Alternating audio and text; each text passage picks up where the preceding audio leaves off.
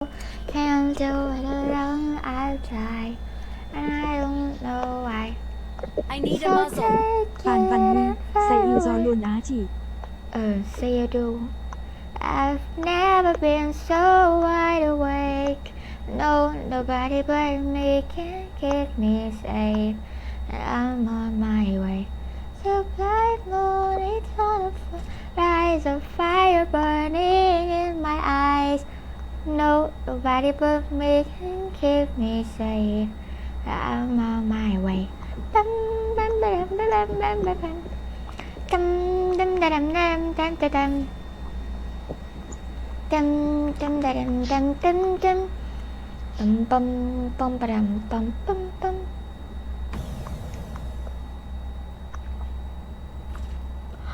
Mẹ quá sao rồi gấp. Em nè, ta đóng mày một nhát bây giờ sẽ lại. Hello Ngọc Royal nha. Hello anh chị. Em nghĩ là chị. Hello anh chị nha. Em like muộn quen rồi á. Em toàn like ca đêm không à. Thanh 99, anh hi hi. Thảo ta.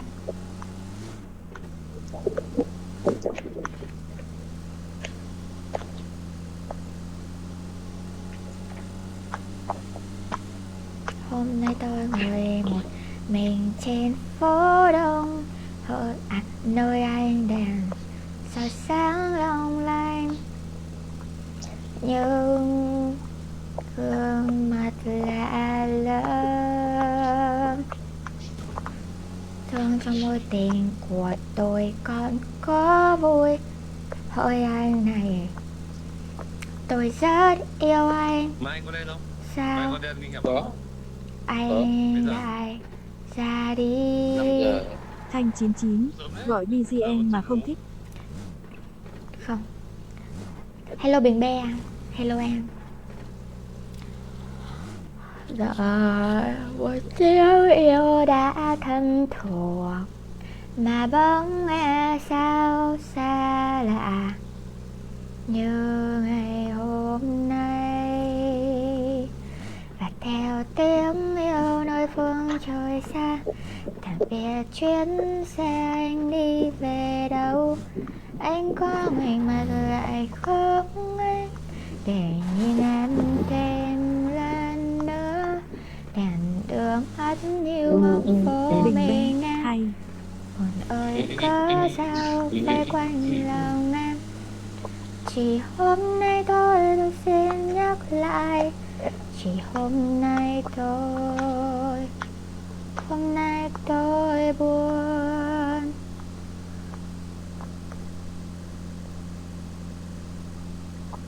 Soát quai tây, sao bài này giọng nghe nghe nghệ phết, nhờ hát đàng hoàng lại cái coi.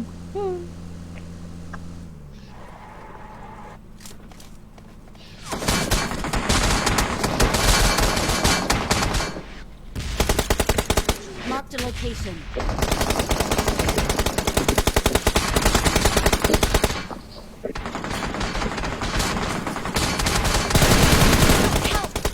Thế mà vẫn bắn mình. Vào được nhà thì vào trước đi.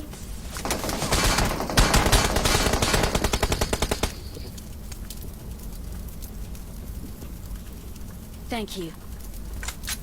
Ủa mày có xét cái này đâu trời. Ai? Ai nữa rồi. Ui cho em xin smoke nữa nào. Sao bài này thoải mái? Không cần.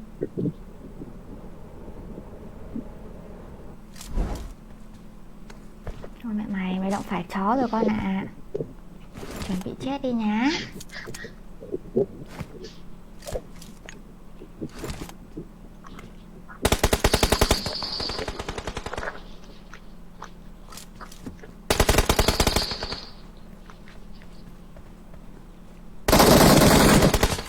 Ui, yếu. Đau này chưa đau lắm.